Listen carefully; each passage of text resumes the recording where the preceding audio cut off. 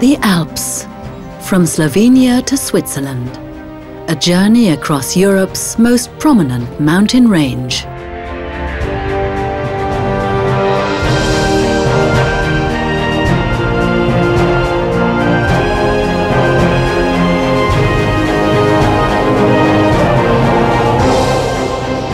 Styria, from the air the gentle hills in the south and the rugged peaks in the north present themselves at their best.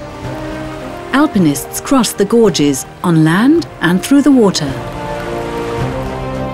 The next generation for Vienna's Spanish riding school is raised on these Alpine pastures. In the Aussee land, gondolas cross the lakes, like in Venice. Styria lies in the heart of Austria. The journey leads from the Styrian capital of Graz on across the limestone mountains of Upper Styria to the lakes of Salzkammergut.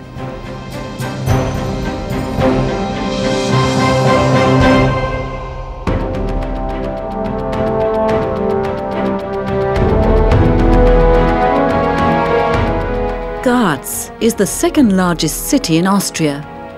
Its historic centre and clock tower have earned it a place on the list of World Cultural Heritage Sites.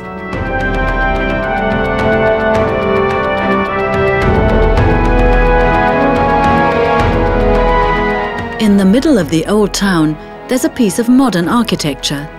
The Art Museum, affectionately known as Blue Bubble, is the city's new landmark.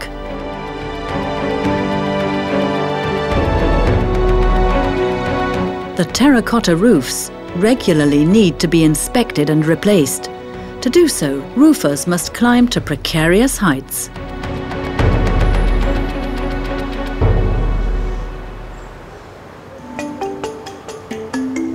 One of them is Barbara Rockenbauer.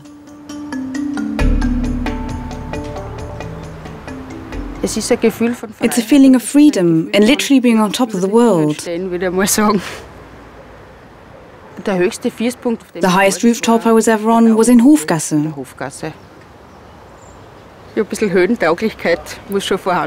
You certainly need a head for heights. Sometimes the only way to get up is to crawl on all fours.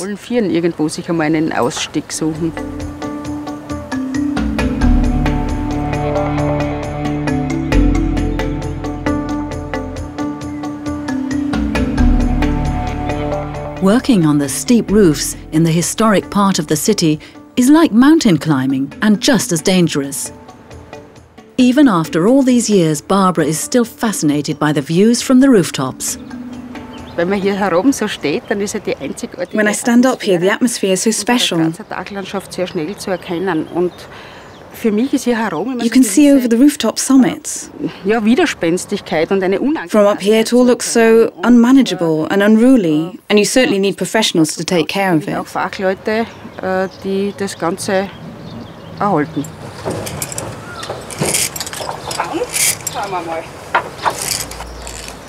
I personally don't perceive it as dangerous. But it is of course important to adhere to safety measures, both for the people working on the roof and pedestrians down below.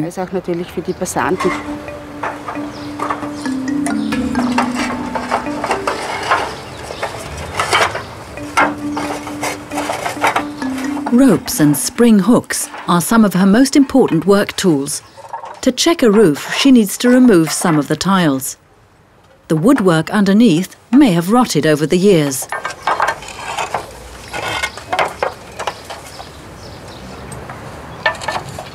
Barbara literally worked her way up in the profession. After all, she comes from an old family of roofers.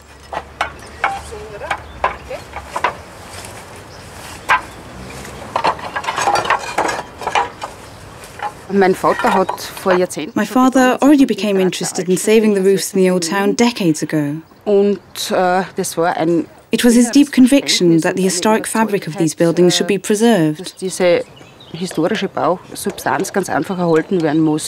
And that's what he passed on to us children. Surviving in a male-dominated world was just another challenge. But I must say, I'm very grateful and I get by fine.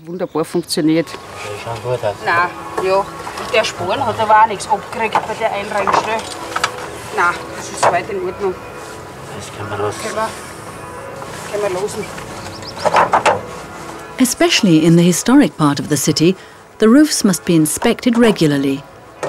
Barbara also checks the construction for possible damage to the wood.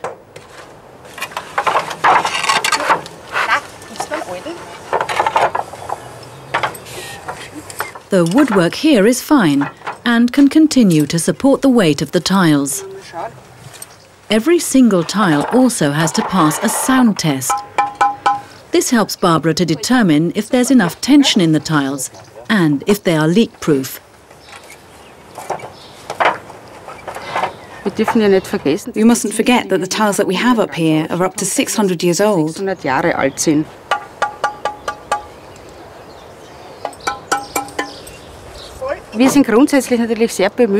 We try to keep the old tiles as long as possible. It's important to me to raise awareness about the old part of the city and to make people remember that our work can be seen for several centuries to come.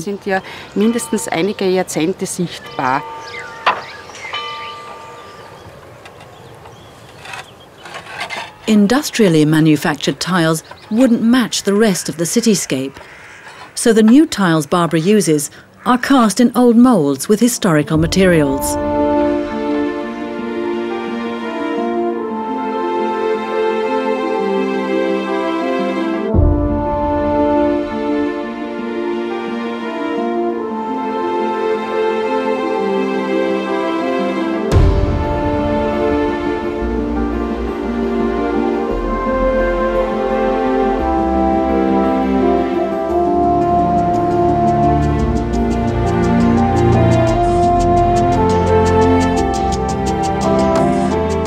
The route proceeds to South Graz, where a man battles against the forces of the weather. Walter Golob is stationed at Thalerhof Airport with his aircraft. With his highly maneuverable machines, he flies out on assignments at times when other people stay firmly on the ground. I didn't realize that you could develop such a passion, because at first I simply looked for a way to make a living with the plane.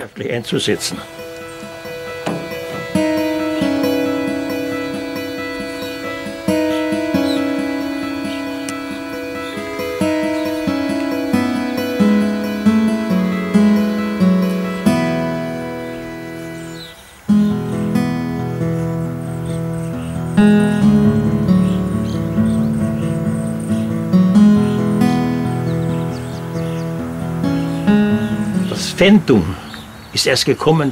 enthusiasm came when I started flying. There are two sides to it.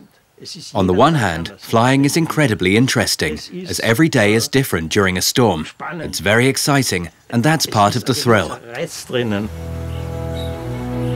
Walter Golob is a so-called hail bomber. When thunderclouds turn into hail clouds, the pilots must take off immediately to save the harvests of the fruit and wine growers.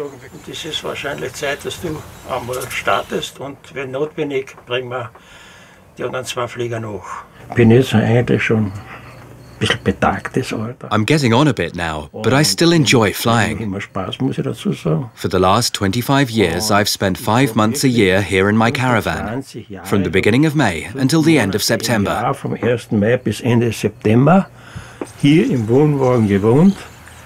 Only when the weather forecast said that there wouldn't be any bad weather for 2 days did I dare go home to my wife. One time, I was just walking up the drive when my wife came towards me, telling me to turn back. Thunderstorm approaching Graz. The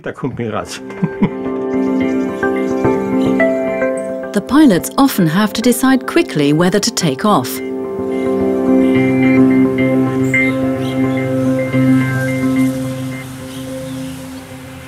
When we see a thunderstorm approaching very fast, we sometimes set off an hour earlier. People are surprised and wonder why we're flying when the sky is blue. The 70-year-old and his colleagues know that trouble is brewing. A cloud several kilometers high, reaching far up into the cold air masses. This means it will release hail instead of rain. Situated at the southeastern edge of the Alps, Graz and surroundings are particularly prone to hailstorms. Warm air from the southeast hits cold air from the mountains.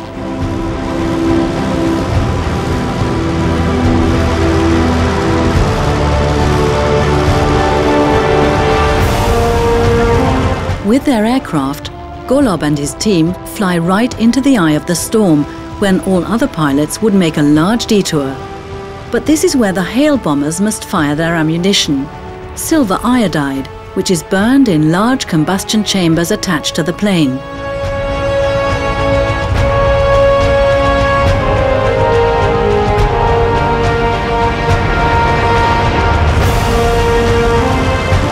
Golob quickly reaches the cloud seen on the weather radar.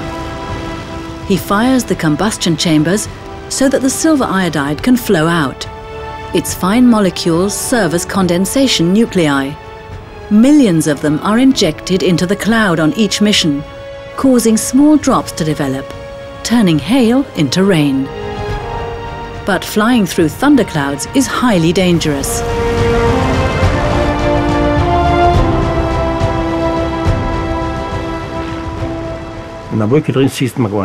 When you're in the cloud, you can't see anything, apart from perhaps snow or raindrops coming towards you. I have great respect for every cloud. You shouldn't underestimate this job.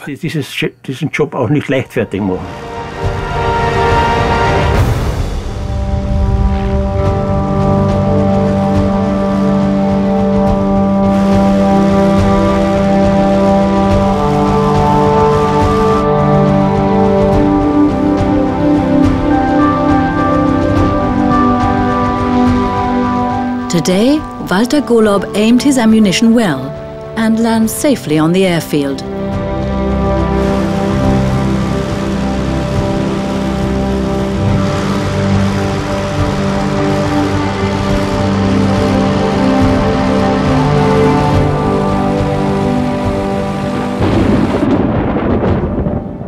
The mighty thunderclouds send their load down as rain.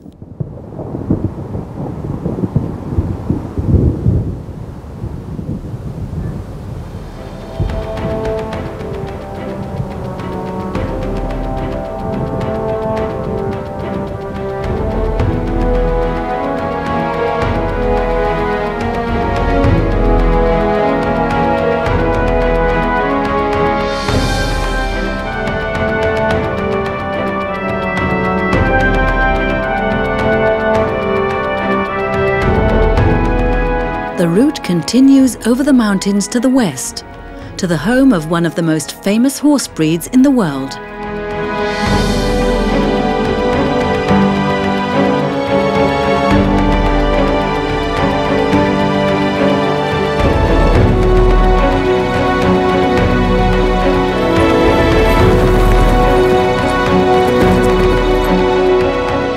On an Alpine pasture near Piber Castle, the stallions of the Spanish riding school in Vienna spend their youth.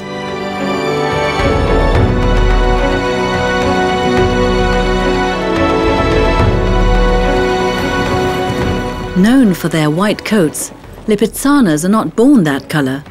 Until the age of 10, they're brown or gray.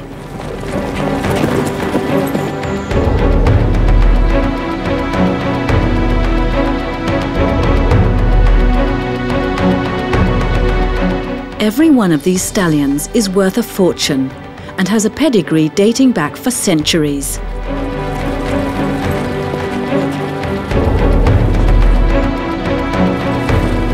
Taming a herd of more than 50 purebred young stallions is not an easy job, but it's a dream for horse lovers.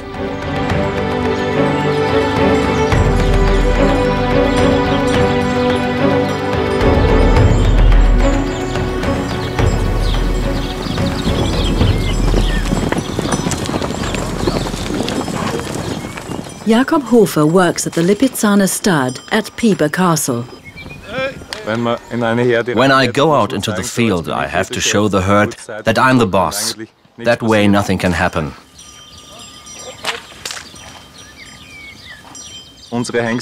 Our stallions are bred for the Spanish riding school and to continue performing classical dressage. The wonderful thing is that it is our job to train the young stallions and toughen them up. We make sure they develop strong muscles and tendons and take care of their well-being. It's great spending 3 years with the horses here in the Alps.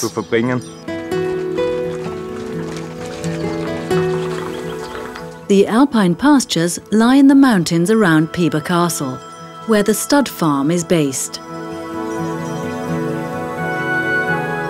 Piber Castle is one of the most famous film settings in the whole of Austria. Camera teams and thousands of tourists come here each year to visit the stud and admire the beauty of classical dressage riding.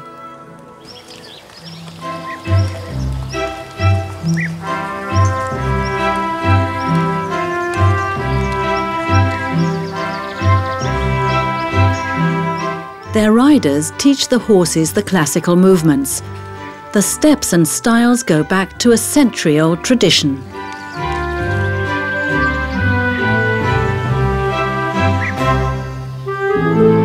At Piber, the horses received their basic training that's further elaborated at the riding school in Vienna.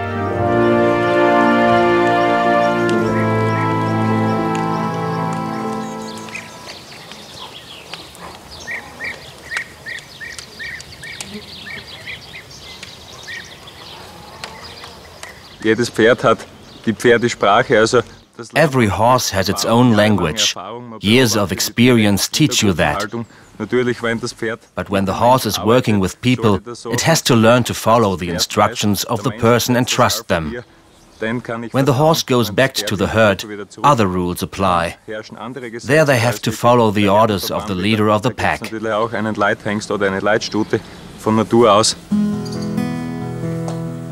The stud is owned by the state of Austria. Like the riders, Jakob also wears a uniform. As a stable hand, he's responsible for the next generation.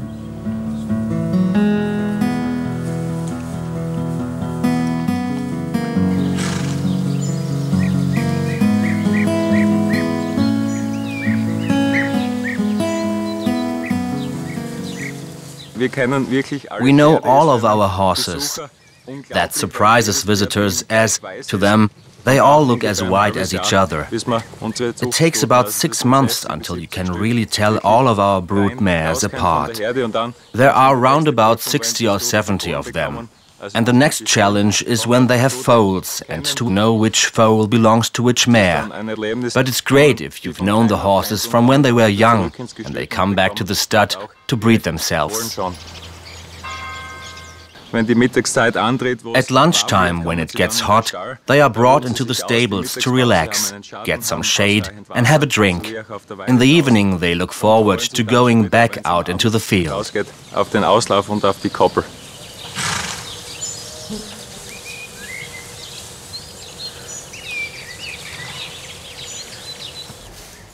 The foals spend the siesta together with their mothers. Breeding and keeping precious Lipizzanas is very demanding and has been precisely documented over the centuries. The later Kaiser Maximilian II started breeding the Spanish horses at the former stud in Lipica, today's Slovenia, in the 16th century.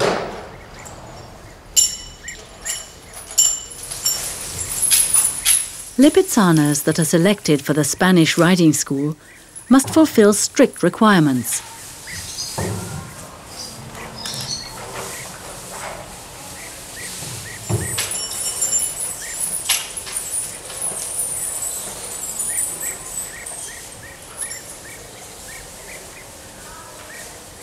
The foals are still unaware of their future life in Vienna and enjoy their time at Piber Castle with their mothers and Jakob.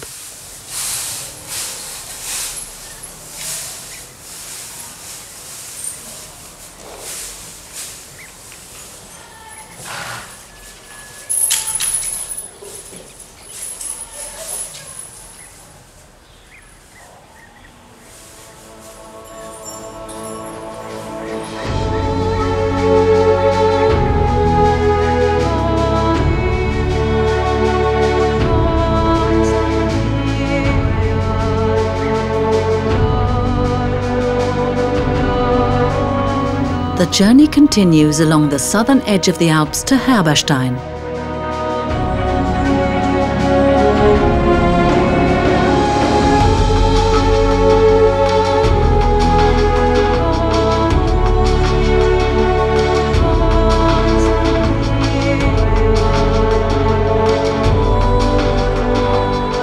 Here, streams and rivers have carved deeply into the landscape, creating the characteristic shape of the region with its mountains, hills, and deep ravines.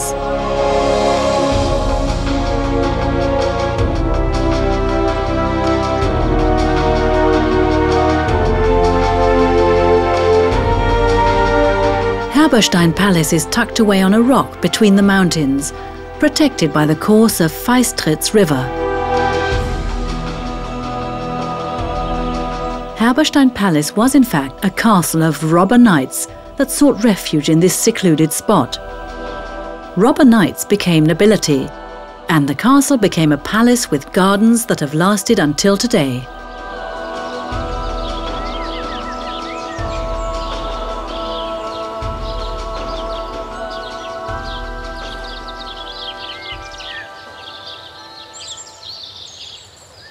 For Andrea Sackmeister, the gardens are an idyllic retreat, and it's here she finds the basic ingredients for her culinary masterpieces.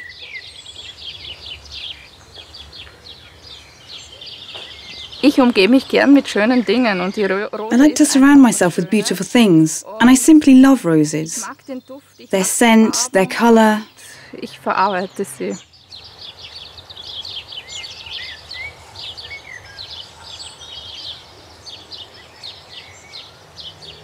Andrea Sackmeister uses the roses to make jams and syrups.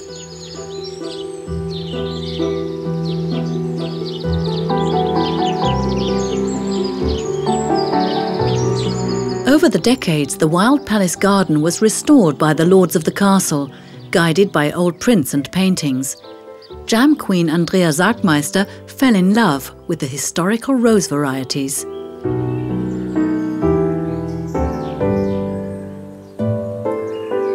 Soon the Herberstein roses became a common ingredient in her creations.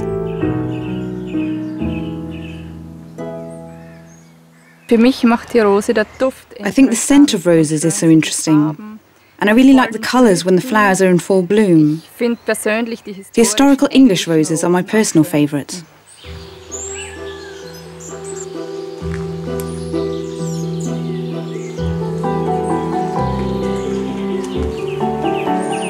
Shortly after sunrise, Andrea makes her way to a sweet-smelling paradise.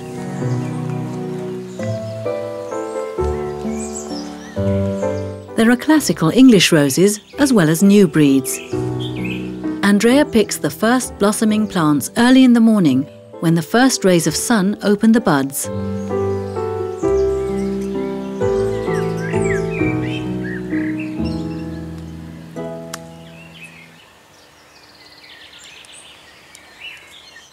In the early hours of the morning, the colours of the petals are particularly bright and their scent is very strong. It's this scent and colour that Andrea wants to preserve. She therefore selects only the most beautiful and sweet-smelling roses.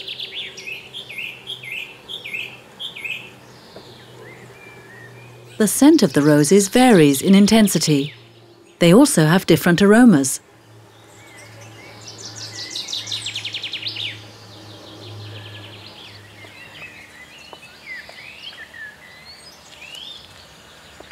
Thanks to the diversity of the roses at Herberstein Palace, Andrea has a large variety to choose from.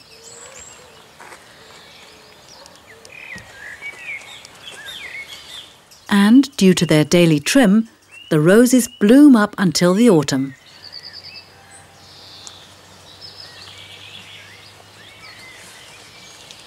To keep the roses fresh, they're processed right away on the palace grounds.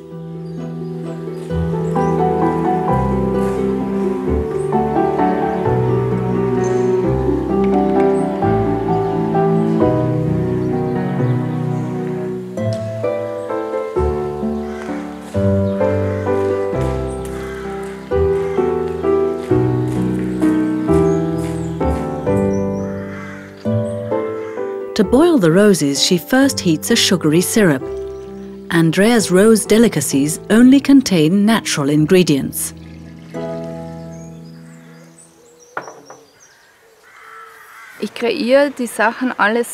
I make everything myself, from cakes to jelly or syrup.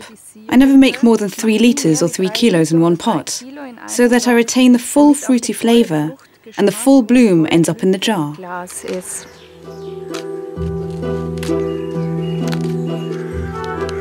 The individual petals are conserved in jars and sold off at local markets.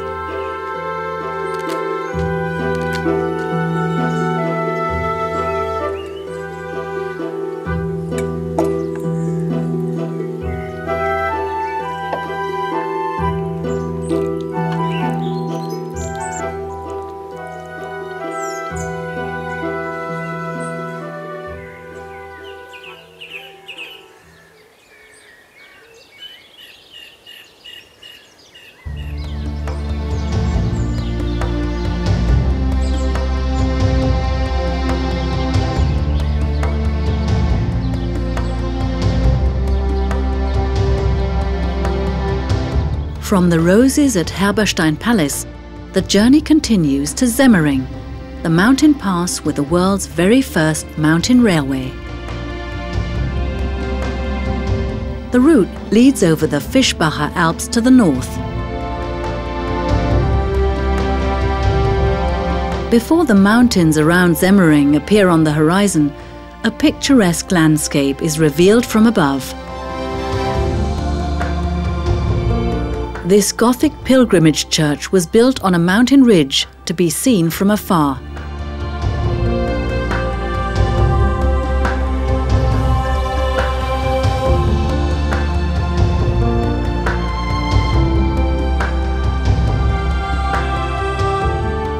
Forau Monastery served as a fortress for centuries.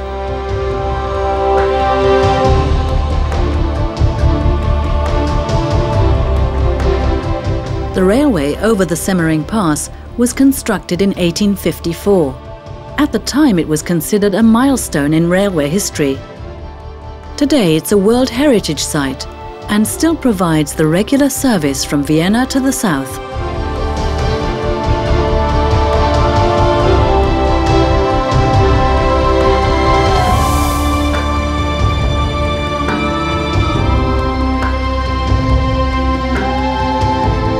This feat of engineering with its viaducts and tunnels is just as impressive today. The main thing that's changed is the amount of traffic the route has to deal with.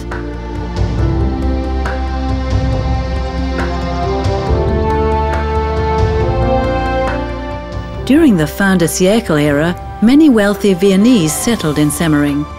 Luxurious grand hotels like this were built.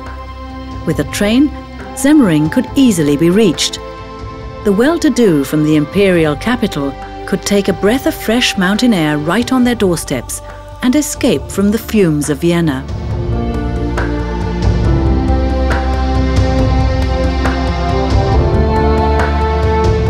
The limestone mountains around Semmering are permeated by numerous caves. Some people are more interested in the view from below than that from above. If you're after an adrenaline high, then caving is definitely not the right thing. Then you should just go bungee jumping. It's more about being in nature, as it takes you to places where sometimes no one has ever gone before. That can be a really interesting experience when you come across things and know that you are the first person to have been there. Martin Gerksu is one of the most experienced cavers in Austria. The medical scientist has worked on a number of research projects to uncover the secrets of the Alpine caves. It's certainly always a technical challenge and a challenge to yourself. 80% of caving is in your head. The rest is training and equipment.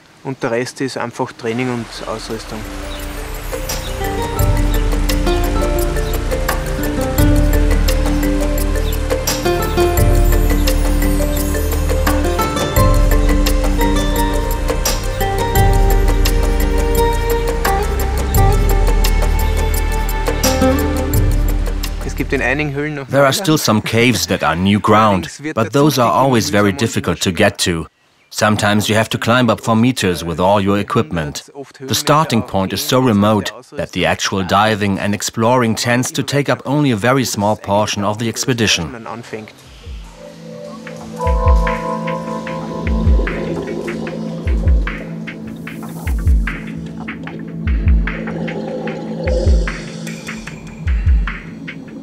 Martin never goes caving alone. In the case of an accident, he or his partner can get help. The cavers have set an exact time for their return. If their expedition lasts longer, a rescue team will set off to search for them. There are, of course, security measures you have to observe, and they do make sense. And you have to know your limits and say, okay, this is as far as my equipment will take me. For example, if I have used up a certain amount of my oxygen supply, I have to turn around, even if I would have liked to have gone down another 100 or 200 meters. You have to return if you feel uncomfortable, whether you're 3 meters or 300 meters away from the entrance. Depth really doesn't matter. It isn't worth the risk just to go through the plans you made in the safety of your own home.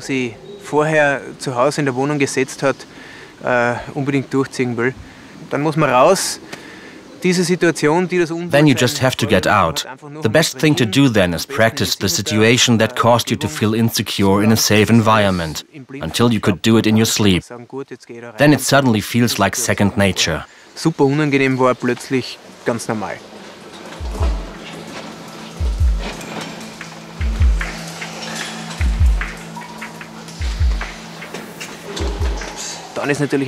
Caving is all about curiosity. You want to know how far the cave goes, what is down there, and you're only really satisfied when you reach the end, even if a project like that can take years. But you can only stop when there's a dead end and there's no way to move forward. It's the only thing that gives you closure and allows you to move on. Dann hat die Seele Ruhe und dann kann man die Höhle quasi abschließen.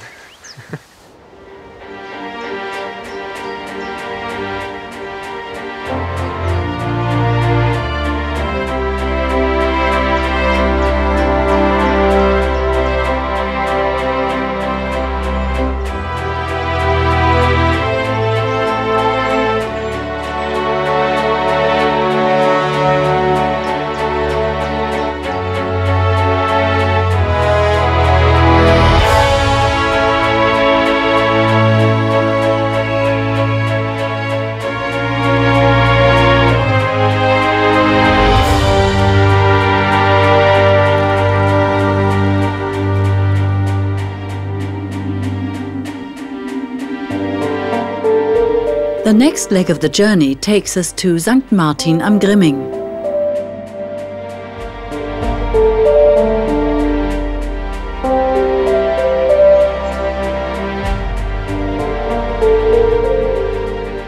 Along the route lies Styria's Erzberg mountain, where iron ore has been mined for thousands of years.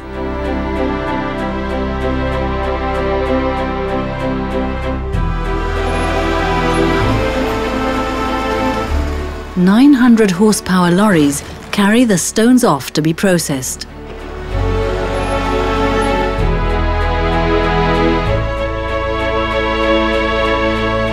The pyramid shape was created by surface mining in layers. The diggers carved the mountain into a geometrical shape that stands out amongst the surrounding craggy and rugged limestone Alps.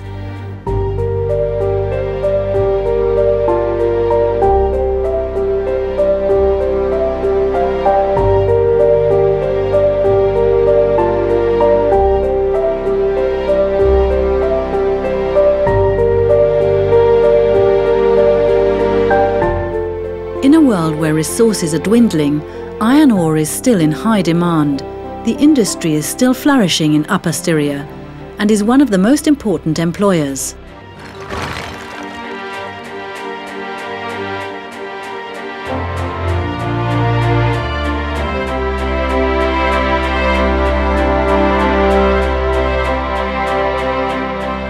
In former times, high summits were feared. Back then, no one would have climbed them voluntarily.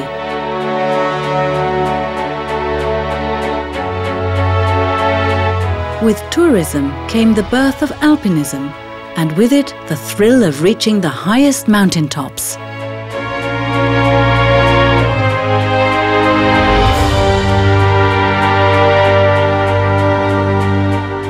Grimming Mountain was once a much feared area, particularly due to its fluctuating weather conditions that are still a threat to mountaineers.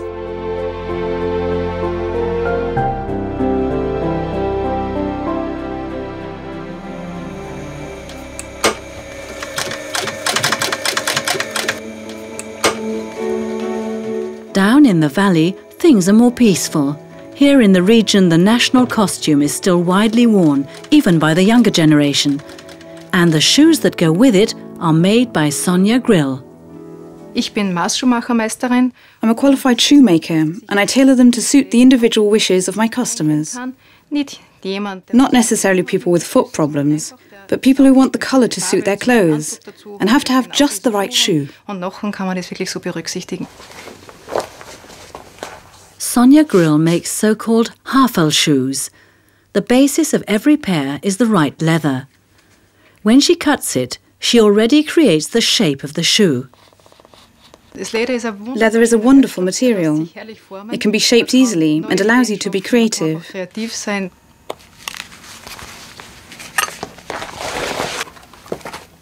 The master craftswoman only needs one piece of leather to make a shoe.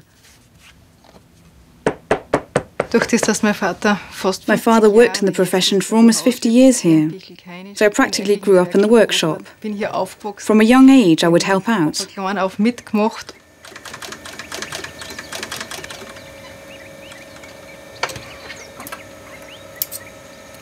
The Haferl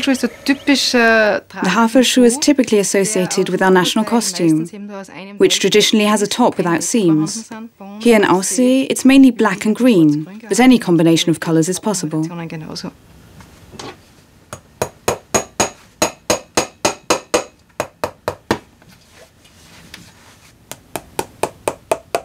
The shoe lasts give the shoe its shape. The sole and the leather are stretched over the lasts. It's all leather right from the stiffener. The lining is cork with a midsole, and that just gives you a better quality. The shoe is more durable and can be repaired, which can't be taken for granted these days. It's sturdy and more compact, but the warmth of the foot creates a shape to fit it, and that makes the shoe even more comfortable. The name Haferl shoe comes from the English word half shoe, as that's what it used to be. Then it became lower, but the name simply stuck. The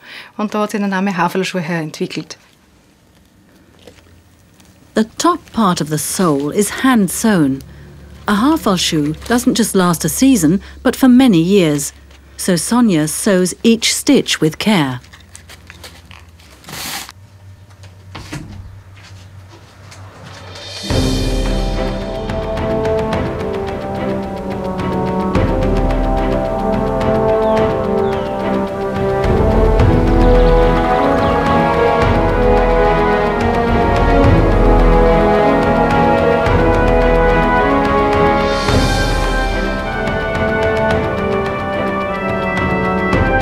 The landscape of the Aussee land region is shaped by water. In many places, dams bridle the forces of the mountain rivers.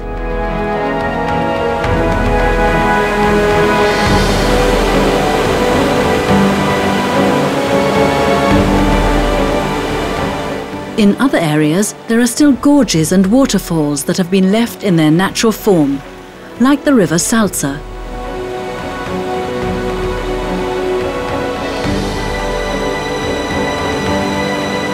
Some come here in search of adventure. They cross ravines and jump down waterfalls.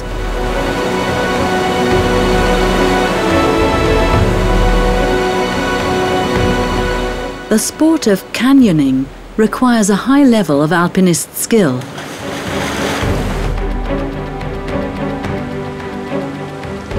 The dangerous trend sport has led more and more people into the remotest areas of the Alps. Once the tour has begun, it's often impossible to turn back, for at the end, a waterfall awaits.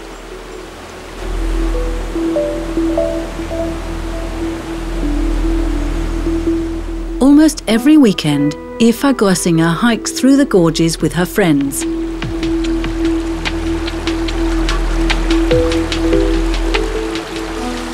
The best thing about canyoning is experiencing nature. Upseiling down a waterfall or just walking through it and seeing places that aren't completely overrun like other mountain paths. You feel like you're looking nature in the eye. It's not the introvert world that you have in your head, but it's real life. The water is there with all its force, and it can sweep you away or you can jump into it. Wasser ist echt da und Wasser kann die wegspülen und du kannst ins Wasser springen.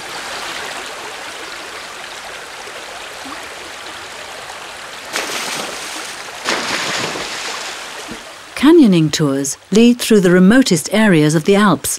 Special equipment is required. A wetsuit is worn to protect from the ice-cold water.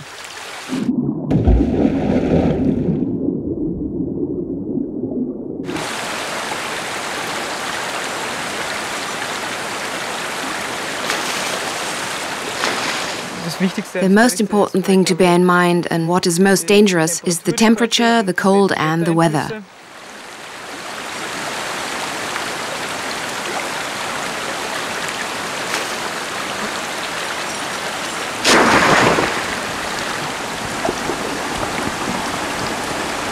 Ich bin eigentlich in der Krebsforschung. I'm actually a scientist and I'm working in cancer research. I'm currently writing my doctorate. It's very different, but it's a good balance. Und doch sehr viel mit dem Kopf arbeitet. I spend a lot of time in the laboratory using my brain. Going out here in my spare time really takes my mind off things and puts things into perspective. Im Vordergrund und das ist ein guter Ausgleich.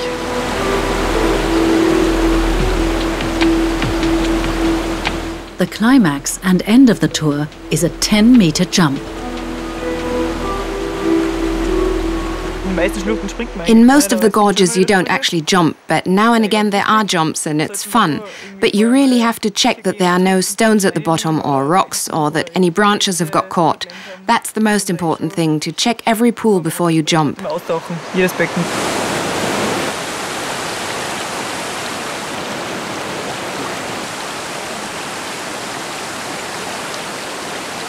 First, the waterfall is secured. The guide abseils down and fixes a rope on which the group can release themselves a little further down the waterfall.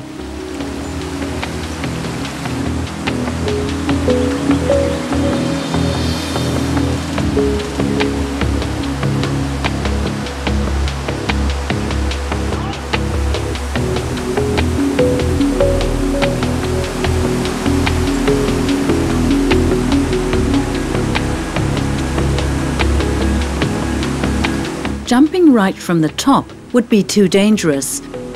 The rope leads the abseilers away from the powerful water masses. Eva gently eases her way down the rope and only detaches herself halfway down. It's very important that you trust each other. I wouldn't put my life in the hands of just anyone. You definitely need to trust, and it doesn't hurt if you know each other well and have already been on a few tours together. You know how to communicate, which makes things much easier.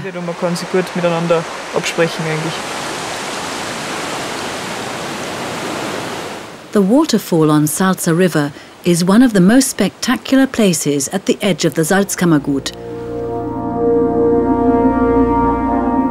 The next stop is Bad Aussee.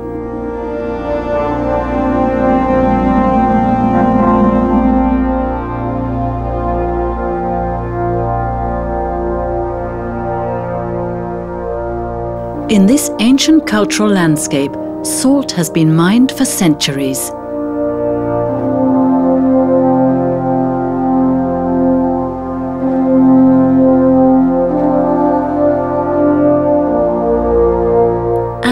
It is one of the rainiest regions in the Alps.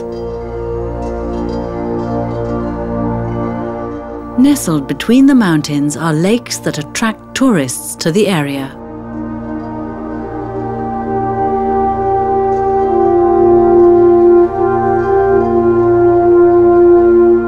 One of the largest is Lake Grundlsee. Here a special tradition has been preserved. Boats that resemble the gondolas of Venice.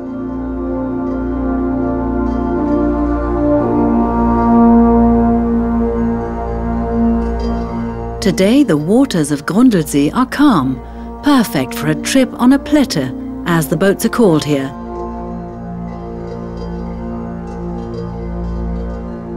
Plateau is derived from the German word for flat and refers to the flat-bottomed boat's construction. The boats are propelled by an oar from a standing position. Only few people remain who know how to build them.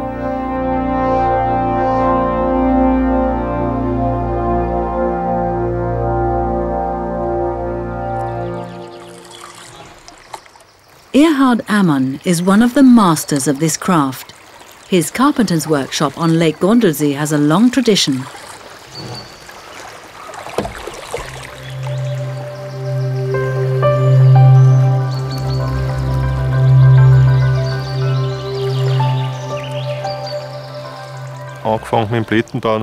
My grandfather first started building these boats when he was employed by the State Forestry Office and worked with the woodcutters. And he built the boats for them as the wood drifted over the lake, and that's where the boats were useful. That was passed on to my father, and my father passed it on to me. So I'm the third generation, and I'm passing it on to the fourth. Until today, Erhard Amon only uses natural materials from the region to make his boats. Moss serves to seal the bottom of the boat and expands when it gets wet.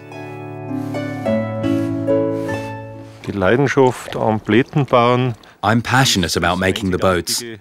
They have such a unique shape, and the materials used are very special, as you can only get them here in these woods.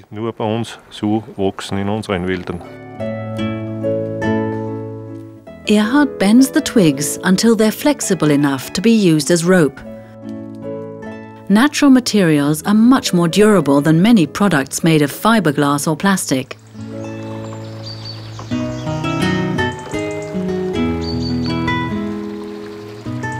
Each boat is one of a kind.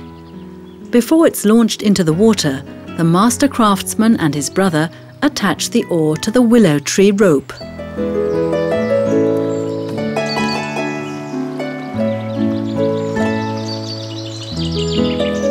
The construction plans of the boats are a well-guarded family secret. Simplicity is the guiding principle. We don't actually have proper plans.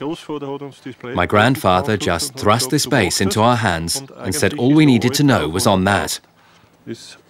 A plateau is 8.57 meters long and has 7 carved out edges that give you the shape of the boat.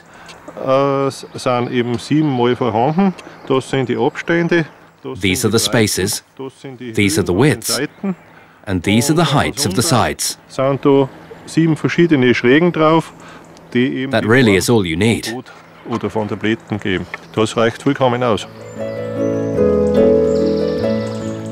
Erhard knows the many details which prevent this special boat from sinking, but they remain his secret.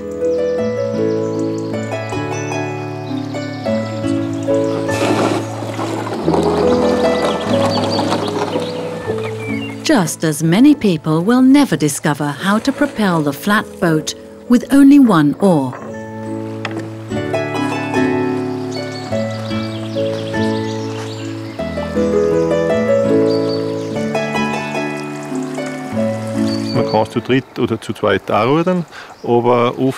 You can row in pairs, or with 3 people. but usually you just row alone. It requires a certain technique to go forwards and not just around in circles. It takes a little bit of practice and skill.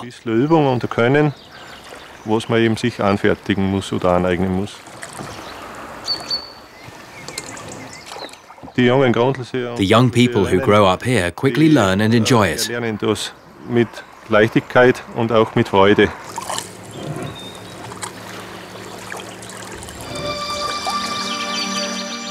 Bernhard, Erhard Amon's son, is also learning the craft, so that he in turn can pass the boat-building tradition on to the next generation.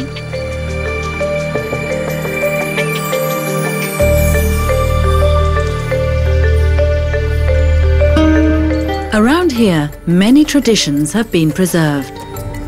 The lakes of Aussee are the end of today's journey.